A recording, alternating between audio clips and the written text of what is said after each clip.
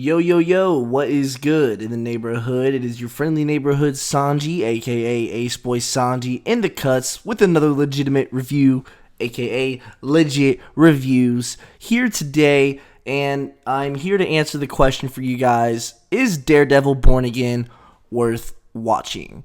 Short answer: fuck yes. It is so good, and we're going to get into that today. Starting off with mainly, I guess, the plot. The plot basically is a sequel series to the original Daredevil, which was on Netflix, and it's just crazy, bro. It starts off with Foggy dying, bro. Fucking Foggy. That shit, bro. Oh my goodness. I remember when I first watched it, bro, I was screaming at my screen, bro. Literally screaming at my screen. And it just gets crazier from there. There's several, I guess, arcs within this whole 8-episode series of Daredevil Born Again. It's just really, really well made and well put together for sure. Another thing I really, really liked myself was the cinematography. It was great. There's some shots within Daredevil Born Again that are just really well done. For example, when Matt Murdock is using his heightened senses, it'll go from widescreen to full screen. And I mentioned that in my Sinners review. Dude, I don't know what they put in these cinematographers' fucking coffee, but it's making them snap, and I love it. Another thing that I really liked was overall just the story. The narrative focuses on all the characters that we're given here. It compiles the story together, and it also really, really gives Matt Murdock a moral dilemma, along with grappling themes of justice, corruption, and the balance between law and vigilante action. On top of that, we got Wilson Fisk running for mayor, and that shit was crazy. It kind of adds a political arc to the story, and it's really good. It's not necessarily 100% comic accurate, but there is some MCU integration in the series. It successfully integrates the wider version of the MCU, including various, I guess, nods and references to characters. For example, Officer Morales is mentioned. The Spider Vigilante is mentioned. I did a bad Wilson Fisk impression there, but he does get mentioned. It's pretty damn good. Muse is also very comic accurate. Holy shit, he was amazing. I loved what they did with Muse. I don't think we're going to see much more of him because he does get killed off. Spoilers. But he was cool while he was there, for sure. And they did basically a scene straight out of the panels. I'll see if I can find it, where Muse is basically painting, and then these two girls come up to him and ask him for a picture, and he kills them. And oh my god, Muse is just so intimidating. Man.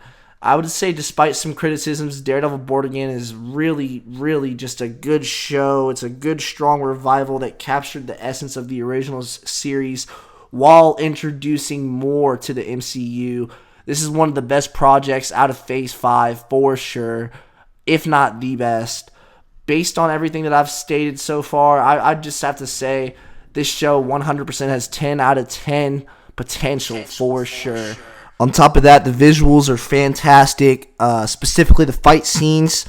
And, I mean, honestly, shit, dude, there's some visuals that look so good in comparison to, like, The Bear. For example, Wilson Fisk has some munching scenes where he's munching on sausage, and that shit looked fire, bro. Like, it looks so good on screen that, like, I wanted to bite that shit.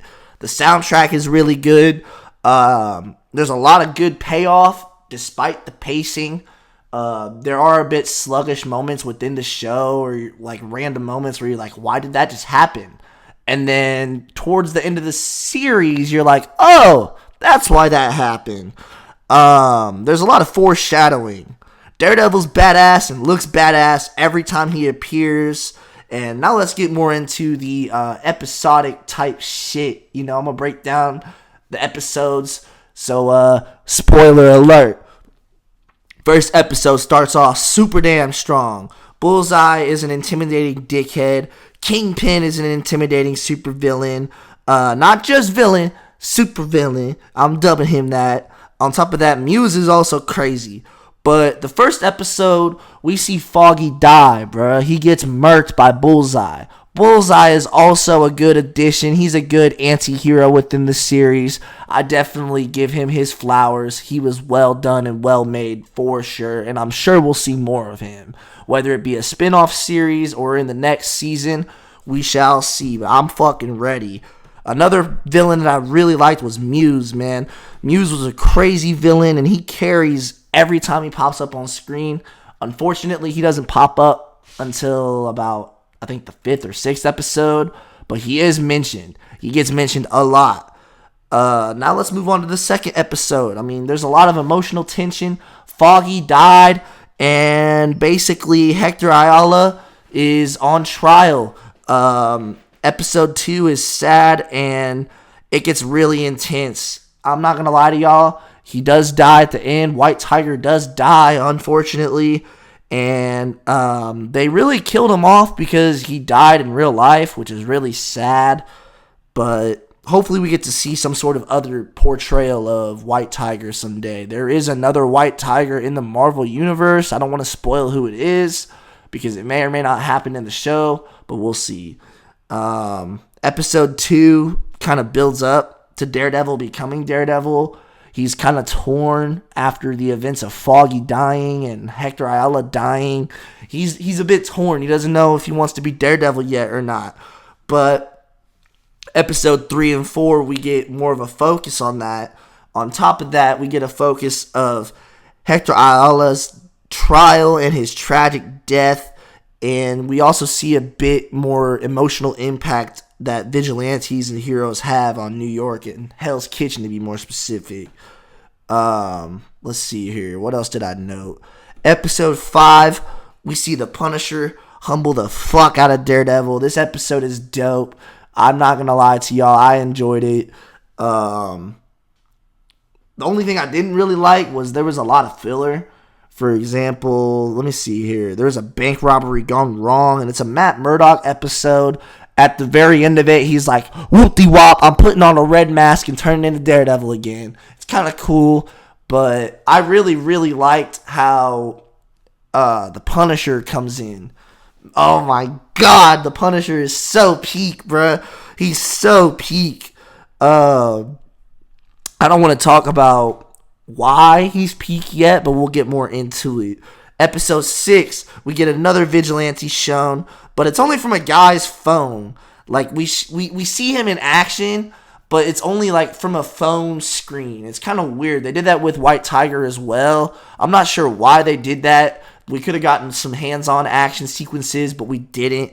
It's whatever. But this vigilante is named the Swordsman, and he does get captured later on towards the end of the season by the Kingpin, which was crazy. Daredevil finally becomes Daredevil. He fights Muse, and that shit was crazy, bruh. Let's talk about Muse, man. Oh my goodness. He was so intimidating and so crazy. He's like Jack the Ripper and Daredevil put together. Only thing that I didn't really like is in the comics, he has like super speed and super strength. You don't see that here. He's a bit more grounded, a bit more realistic. It's still pretty cool, though. I'm not going to lie. The 7th episode gets super intense. Daredevil and Muse 1v1 because Muse is trying to kill Daredevil's girlfriend, bro. And that shit is crazy. Another thing that's crazy is Daredevil's girlfriend hates masks. She hates vigilantes. Yes, she's ironically dating one that she doesn't know is one. And it's kind of crazy, bro. This shit is well written, bro. I'm not going to lie. So, yeah, she kills Muse after a struggle. And it was pretty intense. But it's sad to see Muse go so fast because he was a dope-ass villain. I was hoping that he would just get locked up and escape jail, kind of like how Bullseye does. But no, he dies. 8th episode does a complete 180. It's crazy. So in episode 8, we see Matt's law firm basically take on Bullseye's case. And Matt is pissed, bro. He's so pissed. He tells Bullseye to fuck off like 2 or 3 times. And he kind of doesn't want to defend Bullseye and Poindexter in court, but has to. And it gets emotionally gripping. And basically you see that Matt is very frustrated with his law firm picking up that case, and it shows you Matt Murdock's anger and stress in a very in-depth tone. It's pretty sick. Not only that, but you also learn that Bullseye was paid off to basically knock off Foggy, and that's why he dies in the first episode. It's so crazy. And you find out that Foggy was actually on the verge of breaking down a court case on the Kingpin and his wife. And Vanessa was not having it, bro. You find out that Vanessa is a crazy bitch. She be on that, bro. She crazy. She be smoking everybody, bro. She big EBK. You think that Daredevil dies at the end of this episode too, which is so crazy, bro. Episode 8 was insane.